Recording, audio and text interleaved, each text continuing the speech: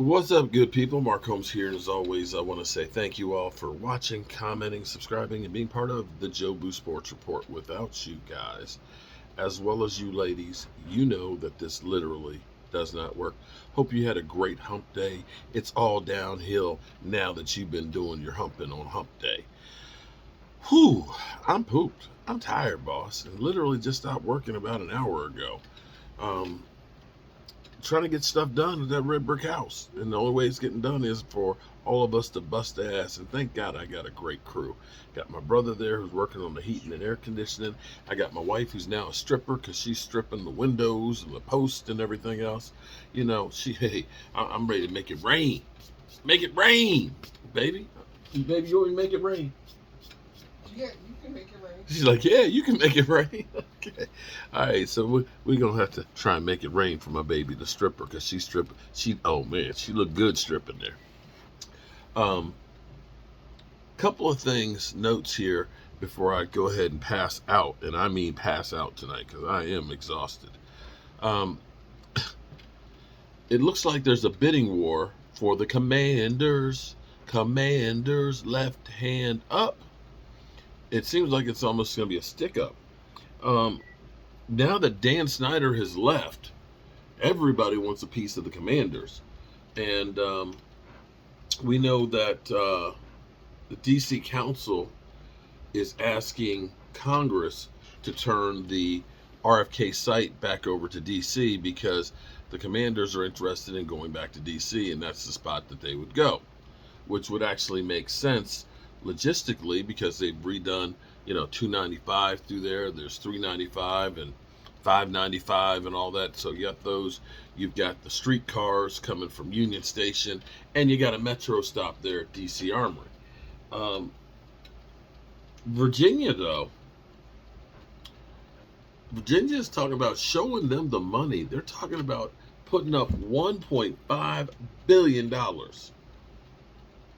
And they figure, well, you've got your training facilities already here. You used to go to Richmond for training camp where they spent millions of dollars right there, and now they don't go to Richmond anymore. And now they're saying, we'll give you $1.5 billion towards the stadium. I don't want that stank in Virginia myself. I just don't. I hope it's not in that spot that they had in Woodbridge. I thought that spot was basically a negotiation ploy right there because there's no infrastructure for that. And if you've ever tried to go down 95, yeah, on a regular day with traffic, put a Monday night game. Oh, I forgot. They don't play on Monday nights. No. Anyway. Yeah. We'll see what happens with the stadium there. I know that Rio is going crazy right now. He's excited as can be. In fact, now I've got Commander trolls now that are coming out the woodwork now because they've got hope. Yeah. Then we have Micah Parsons. Micah, who is trolling everybody. Because you remember how all the Eagle fans went crazy? Micah Parsons wearing a Philadelphia 76ers jersey. He wants to be an Eagle. It's like, that wasn't a Philadelphia Eagle jersey. That was a Philadelphia 76ers jersey. Really? That's all it takes to trigger you? Okay. So tonight, he's at the Celtics game wearing a Celtic jersey. And he said, quote, and I quote, I want to be a New England player now. Ha! So yeah, Micah Parsons wants to be a New England Patriot. Not. He trolling y'all. He trolling you Eagle fans. So there's that as well.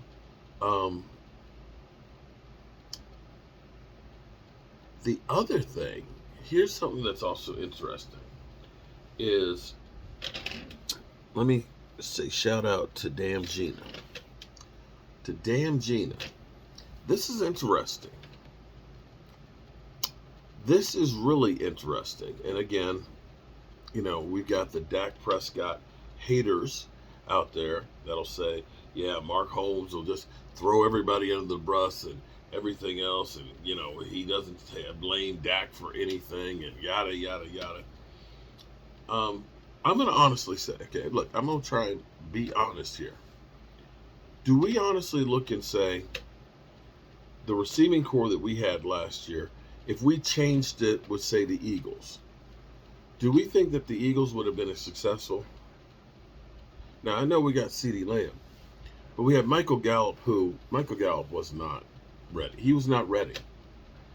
He went out there because he got the new contract. He knew we didn't have anybody else, but the reality was he wasn't ready. And getting him out there before he was ready made it longer before he would be ready. And I think just really, maybe if they'd waited 3 or 4 more weeks before they got him out there, that maybe he would have been better off going towards the season. Do we honestly look and say, no, I know Eastside Harold does because he's now a Texan, but do we honestly look and say, yeah, Noah Brown is a Super Bowl caliber wide receiver? Come on. No. Do we look at saying we lost Tony Pollard in the playoffs as that being, capable? I mean, come on. But here's the thing that's funny, because NFL Game Day earlier today tweeted out a list, and there's so many statistics out there that's crazy. Most consecutive seasons averaging 30-plus team points per game by a starting quarterback. Starts off at the bottom, Hall of Famer, Kurt Warner. Then followed up by Tom Brady. Now we're talking about 30 points a game. Seasons averaging 30-plus team points by a starting quarterback. Next up on the list is Peyton Manning.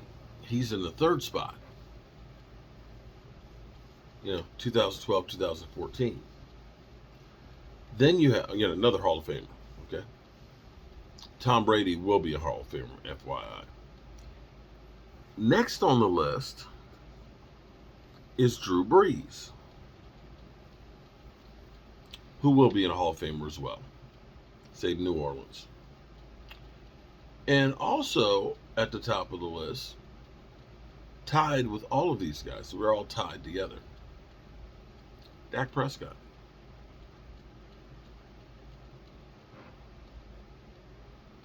Dak Prescott and the Dallas Cowboys. So, Trolls, I'd like an explanation on that one. I know what you're gonna say. Well, the Cowboys got so much talent, but here's the thing, though. There's 2 kinds of women in the world. 2 kinds of women in the world. The kind of women that the clothes make. So you gotta have the right outfit to look really good. And then there's women that look good wearing anything, like a gunny sack. My woman right there, she looked good in anything. I tell you what, she had her paint pants on today,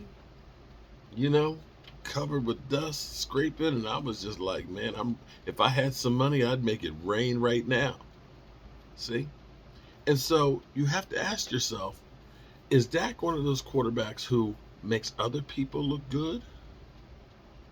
Because we've seen guys like, Randall Cobb, who looked like he was done when he came to the Cowboys, rejuvenate his career and get a $25 million contract with Dak, and go to Deshaun Watson, one of those guys that everybody says is a great quarterback, and went back down to his numbers like he was in Green Bay, where he had Aaron Rodgers thrown to him. I'm just saying. I'm asking for a friend. All right, so that's what we got right now. Micah Parsons wants to be a New England Patriot. Sorry, Eagle fans. Dak Prescott making history again. Catboy saying that they're going to get those contracts done. And me, tired as fuck. Tired, boss. I mean, real tired. And I'm ready to go to sleep. I appreciate each and every one of you guys and you ladies for watching the Jobu Sports Report. Remember, tell the people you love them. You might not get the chance again. I love you guys. Peace.